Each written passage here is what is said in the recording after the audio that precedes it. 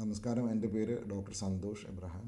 ഞാൻ കുന്നംകുളം അടുത്ത് കരിക്കാട് എന്ന് പറഞ്ഞ സ്ഥലത്ത് ക്ലാരിറ്റി എൻഡോക്രൈനോളജി ക്ലിനിക്കിൽ എൻഡോക്രൈനോളജിസ്റ്റായിട്ട് വർക്ക് ചെയ്യുകയാണ്. ഇതിനു മുന്നേ ഞാൻ UK സ്കാബ്ര ഹോസ്പിറ്റൽ എൻഡോക്രൈൻ കൺസൾട്ടൻറ്റും ഡയബറ്റീസ് ലീഡുമായിരുന്നു.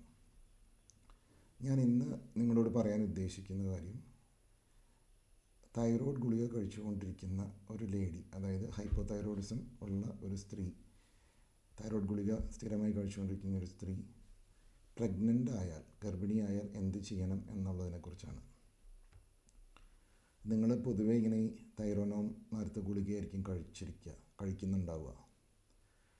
അപ്പോൾ നമ്മൾ പ്രഗ്നൻ്റ് ആയിക്കഴിഞ്ഞാൽ നമ്മൾ എന്താണ് ചെയ്യേണ്ടത്? നമ്മൾ ആദ്യം തന്നെ ചെയ്യേണ്ടത്, നമ്മൾ കഴിക്കുന്ന തൈറോയിഡ് ഡോസിൻ്റെ 25% കൂട്ടുക. ഇത് നിങ്ങൾ ആരോടും, ഒരു ഡോക്ടറോടും ചോദിക്കേണ്ട കാര്യമില്ല സത്യം പറഞ്ഞു കഴിഞ്ഞാൽ.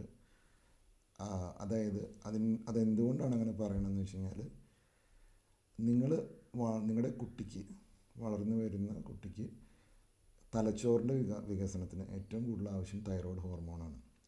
ആദ്യത്തെ 8 മാസം വരെ കുട്ടിക്ക് തൈറോയ്ഡ് ഹോർമോൺ അമ്മയിൽ നിന്നാണ് കിട്ടുന്നത്.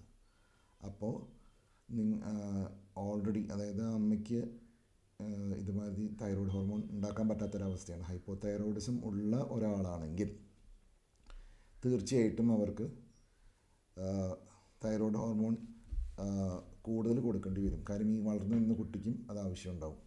നേരെ മറിച്ച് തൈറോയ്ഡ് നോർമലായി പ്രവർത്തിക്കുന്ന ഒരാൾക്ക് അതിൻ്റെ ആവശ്യമില്ല. കാര്യം തൈറോയ്ഡ് തന്നെ സ്വയമായി അതിൻ്റെ ഉൽപ്പാദനം കൂട്ടിക്കോളും.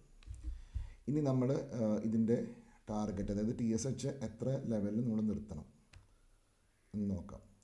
ഇതിനു മുമ്പ് നമുക്ക് 4 ആഴ്ച കൂടുമ്പോഴാണ് TSH ടെസ്റ്റ് ചെയ്യേണ്ടത്. 4 ആഴ്ച കൂടുമ്പോൾ നമ്മൾ എന്തായാലും TSH ടെസ്റ്റ് ചെയ്തിരിക്കണം. അത് പറ്റുമെങ്കിൽ രാവിലെ വെറും വയറ്റിൽ ടെസ്റ്റ് ചെയ്യുകയാണെങ്കിലാണ് നല്ലത്. ഏത് നേരത്തെ വേണമെങ്കിലും ടെസ്റ്റ് ചെയ്യാം. പക്ഷേ നമ്മുടെ ഇന്ത്യൻ കോൺസെൻസസിൽ രാവിലെ 4 മണിക്ക്, രാവിലെ 8 മണിയുടെയും 9 മണിയുടെയും ഇടയിൽ ടെസ്റ്റ് ചെയ്യുകയാണ് കുറച്ചുകൂടെ നല്ലത്. ഇനി നമ്മൾ TSH ടാർഗറ്റ്സ്, ഇത് വളരെ ഇമ്പോർട്ടൻ്റ് ആണ്. TSHൻ്റെ ലെവൽ 2.5 താഴ്ത്ത് നിർത്തണം, 2.5 താഴ്ത്ത് നിർത്തണം. കാരണം നമുക്ക് ആദ്യത്തെ 3 മാസത്തിൽ ഇത് വളരെ പ്രാധാന്യമുള്ളതാണ്. ഇനി 3 മാസം മുതൽ 9 മാസം വരെ TSHൻ്റെ വാല്യൂ 3ൻ്റെ അടിയിൽ നിർത്തണം. അപ്പോൾ നിങ്ങൾക്ക് 2 കാര്യങ്ങൾ ഓർക്കാം.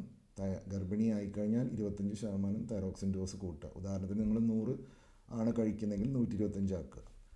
അതുമാതിരി തന്നെ 50 കഴിക്കുന്നതെങ്കിൽ 62 ആക്കുക. പിന്നെ അതുമാതിരി തന്നെ 2.5 TSHൻ്റെ ലെവൽ നിർത്താൻ ശ്രമിക്കുക. അപ്പോൾ 25% കൂട്ടുക,